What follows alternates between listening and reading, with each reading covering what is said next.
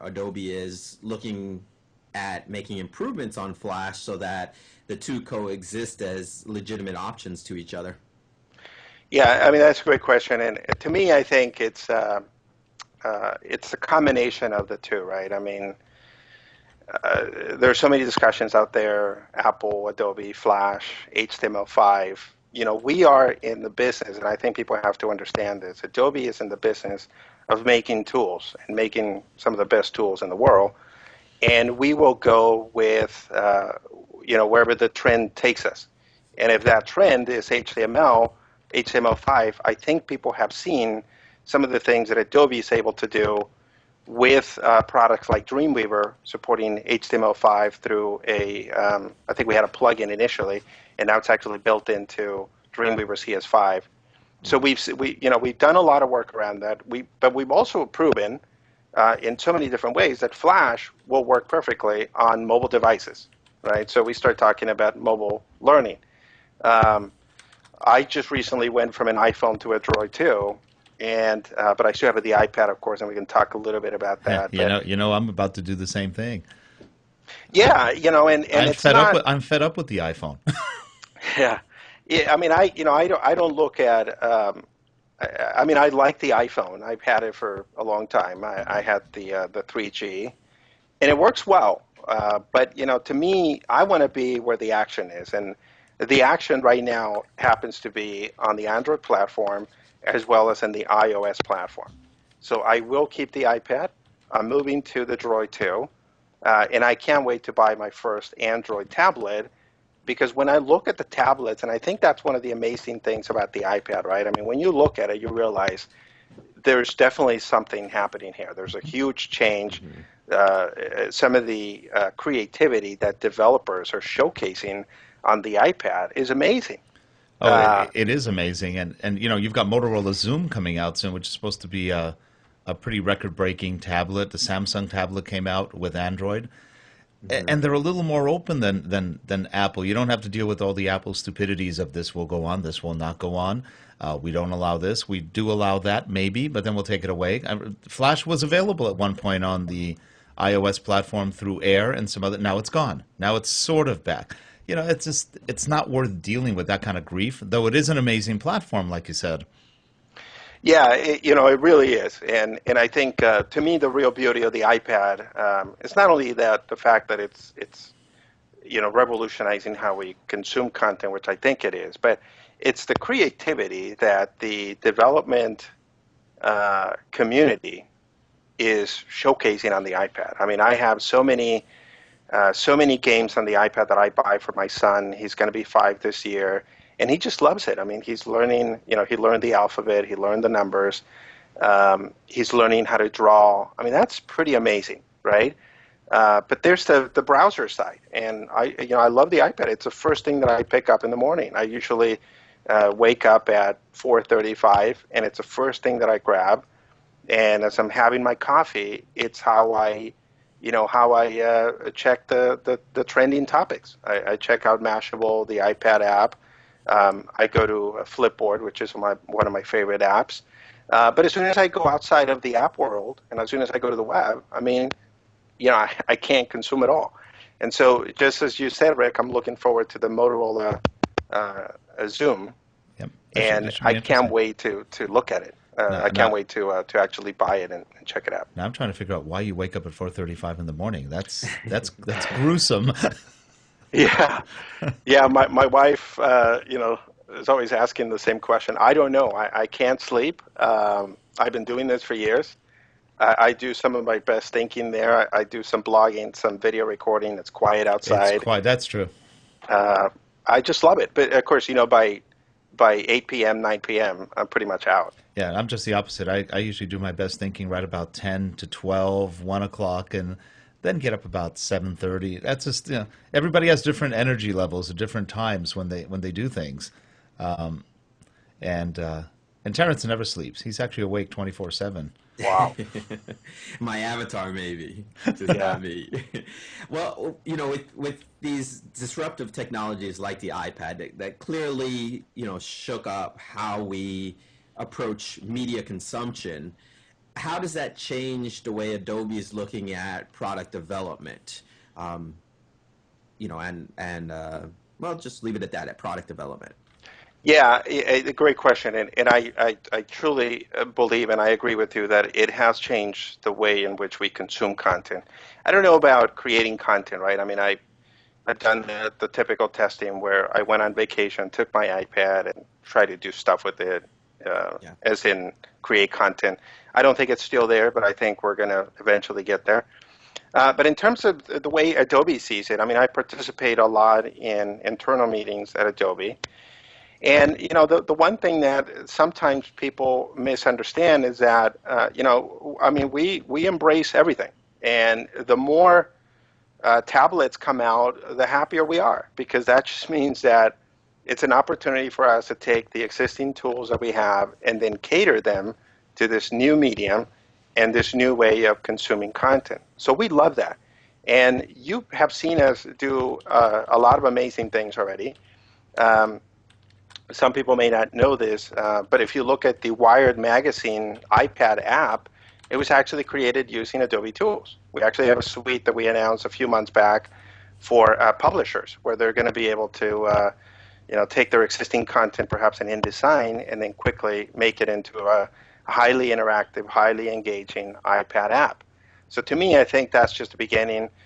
We're doing a lot more on that. I think the Martha Stewart iPad app that came out, that was also created using our tools. So you just can't keep a great company like Adobe, who's very creative, and you just can't keep it out of anything that happens out there in the creative world. That's just kind of how I see it. Now, Apple's not paying attention right now, but if they were, they'd be afraid. You're not pulling me into this Apple conversation again, Rick. I keep trying. Yeah. I mean, they make awesome products. I use it. I don't know if you guys can see my backdrop, but I still have the old 23-inch cinema display. What you see next to the Green Bay mini helmet, that's a PowerBook. I just ordered a new iMac.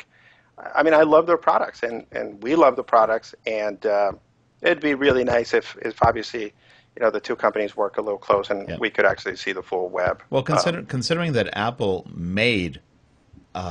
was made by Adobe and Photoshop, you kind of wonder. Back in the old days, that's what made Apple famous. It was Photoshop and PageMaker back then. Yeah, I remember PageMaker. Yep. Great product. Which is now InDesign. Which is somewhat InDesign, yeah. It's along the same lines. InDesign can do more. Of course, I used to work on PageMaker in the old days. We used to call it RageMaker. On the Apple side, it was buggy. Nice. PC version worked fine. When you look at the like the iPad, and clearly the interface is innovative, it's new, it's something different. Does that mean that Adobe is now going to be looking at 3 versions of their products, where you have the PC version, the Apple version, and the iPad version of any of your software programs, so that they can become productive tools in a consumption device like the iPad? I mean, a great question. I think it's still early, right? We do have some dedicated iPad apps. I think there's an iPad app called IDS, Adobe IDS, and it's I guess you could say it's a little mini Photoshop. In some way, we might be able to do more. There's a Photoshop Express for iPad that we're doing.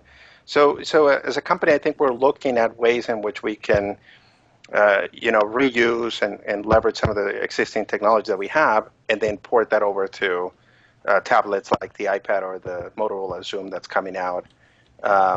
But we definitely want to be part of the game. I mean, we want to be on the iOS world as much as we can. We want to go to Android. We want to go to Windows 7. We want to be everywhere that our customers wants us to be, and that includes e-learning, right? I'm not saying that someday you might see an Adobe Captivate for iPad, although that would look pretty cool. Well, we've done it on the iPhone, which means it'll probably run on the iPad. We've actually done some testing and we can get simple Captivate pieces working on an iPhone right now. You mean the actual output that you can create from Captivate, Yeah. Rick? Uh-huh. Yeah, yeah, And that absolutely. works through Flash. You go through the Flash encoder, and it does a couple of things, and then it actually sends it out to the iOS. We did that this weekend as a test, and it worked beautifully. I mean, you're limited. You can't do everything, but you can do quite a bit. Exactly, and actually the reason why we can do that is because we work closely with the Flash team, and they have the iPhone packager, I think it's called, for Air or something like that. And so there's a feature when you go to Captivate 5 and publish this. I can't remember the exact words, but it says something like, "Do you want to enable this for iPhone conversion?" So, so we're definitely exploring, like any other company, as it's early. But I believe that our customers are going to be pleasantly surprised when they see sort of the next generation of our tools. Sounds good. And with that, Terrence, any comments from the chat room? Any questions for RJ? This is an opportunity. Now, the chat room's making comments, kind of filling in the blanks on some of the conversations that we've had so far, but it doesn't look like we have any real questions coming out of it. It seems just kind of in line with what we've been talking about. It seems like there's a great opportunity there in any software developer looking at iPad and these new mobile devices that are coming up as potential as potential production tools instead of looking at them as consumption tools. And maybe it's from a perspective of modular project management, where you're not doing the whole project on an iPad, but maybe there's certain aspects that you can do on the iPad or your iPhone or your Android phone that you can later transfer to the full out version of whatever software package you happen to be using. It just seems like there's a really good opportunity there. Yeah, I mean, I agree, right? I mean, the most obvious opportunity is to use desktop applications to create, iPad and tablet content that you can then distribute, and that's why I think a lot of people are big proponents of openness, right? I mean, when I look at the Android platform, the thing that I'm most impressed with, I think second to some of the technologies that Google has, like Google Translate. I was just using that, and the ability to go to Mexico or a Latin American country, and you don't speak Spanish, and you can use your Android phone to translate and have a real conversation. It's actually, you say something in English and it translates it for the other person in Spanish.